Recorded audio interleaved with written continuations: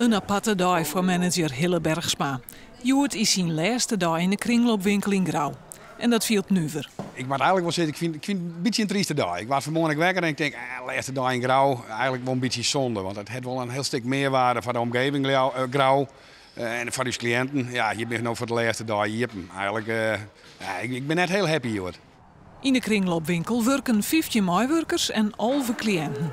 De zorginstelling wil, maar uit nee de winkel sluiten. Toch na je regels in de zorg worden reiskosten net meer vergoeden en met de cliënten dichter bij hadden wijnplak aan het werk. Daardoor hebben we nog 3 cliënten hier in de kringloop. En daar kunnen wij het gewoon net maar doen. Dus daarom is de kringloopwinkel dicht.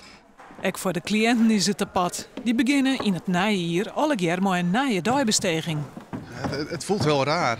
Je gaat je begeleiding missen, want ja, die heb je eigenlijk behoorlijk geholpen in de jaren waar ik hier gezeten heb, bijna 4 jaar. Ja, dat ga je ook een beetje missen. Ik heb nou wel andere werk, maar ja, dat hou je toch.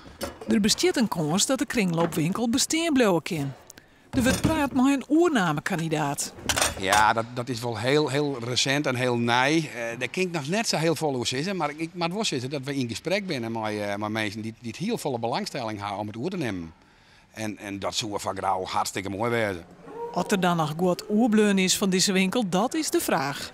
Alles is Joert vergees. En ja, show dan maar eens hoe stad in een auto krijgt.